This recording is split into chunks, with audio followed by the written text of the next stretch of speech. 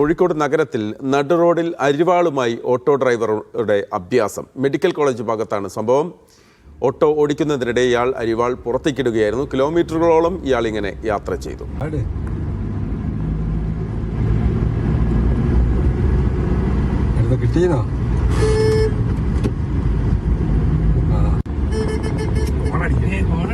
നന്ദഗോപാൽ ചേരുകയാണ് വിവരങ്ങളുമായി. നന്ദഗോപാൽ, കയ്യിൽ അരിവാളുമായി ഇങ്ങനെ യാത്ര ചെയ്യുന്നത് എന്ത് ധൈര്യത്തിലാണ്? ഈ പോലീസ് ഇക്കാര്യത്തിൽ എന്തെങ്കിലും നടപടി എടുത്തിട്ടുണ്ടോ? ഈ വാഹനത്തിന്റെ നമ്പറും കാണുന്നില്ലല്ലോ നന്ദഗോപാൽ.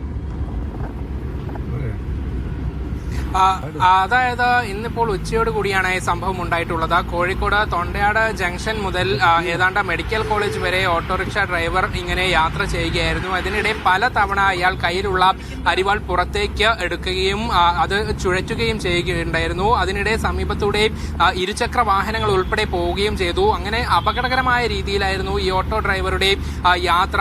അങ്ങനെ ഒരു അഭ്യാസം നടു റോഡിൽ നടക്കുന്ന സമയത്ത് കൃത്യമായി പോലീസിൽ ഈ വിവരം വിളിച്ചറിയിക്കുകയും ചെയ്തിട്ടുണ്ടായിരുന്നു.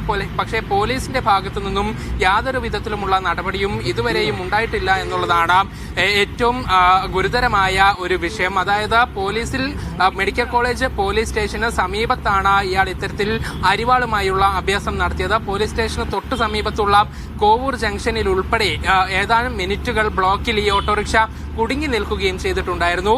ഈ സമയത്ത് ഉൾപ്പെടെ നമ്മൾ മെഡിക്കൽ കോളേജ് പോലീസിൽ ഈ വിവരം അറിയിച്ചെങ്കിലും പോലീസ് ഇങ്ങോട്ട് എത്താൻ തയ്യാറായില്ല എന്നുള്ളതാണ് ഏറ്റവും പ്രധാനപ്പെട്ട കാര്യം. ഏതായാലും വാഹനത്തിന്റെ നമ്പർ ഉൾപ്പെടെ പറഞ്ഞു നൽകാം എന്ന് പറഞ്ഞിട്ടും അത് വേണ്ട, ഞങ്ങൾ നോക്കിക്കോളാം എന്നുള്ളതായിരുന്നു പോലീസിന്റെ നിലപാട്. ഏതായാലും ഇതുവരെയും പോലീസിന് ഇങ്ങനെ ഒരാളെ കണ്ടെത്താൻ സാധിച്ചിട്ടില്ല എന്നുള്ളതാണ്. ഇതിൽ ശ്രദ്ധിക്കേണ്ട കാര്യം, പോലീസ് സ്റ്റേഷന് മുന്നിലൂടെയാണ് ഇങ്ങനെ ഇയാൾ പോയത്, ഈ ഓട്ടോറിക്ഷ ഡ്രൈവർ പോയത്. എന്നിട്ട് പോലും കണ്ടെത്താൻ സാധിച്ചിട്ടില്ല എന്നുള്ളതാണ് പോലീസിന്റെ പ്രതികരണം. ഏതായാലും നാട്ടുകാർക്ക് വലിയ ആശങ്കയുണ്ടായിരുന്നു. നിരവധി വാഹനങ്ങൾ പോകുന്ന വഴിയാണ്, ഇവിടെയാണ് ഇങ്ങനെ ഒരു ഓട്ടോറിക്ഷ ഡ്രൈവർ അരിവാൾ പുറത്തേക്കിട്ട് ഓടിച്ചത്. പക്ഷേ പോലീസ് യാതൊരു വിധത്തിലുമുള്ള നടപടിയും സ്വീകരിക്കാൻ തയ്യാറായിട്ടില്ല എന്നുള്ളതാണ് ഇതിൽ സംഭവിച്ചിരിക്കുന്ന ഗുരുതരമായ വീഴ്ച.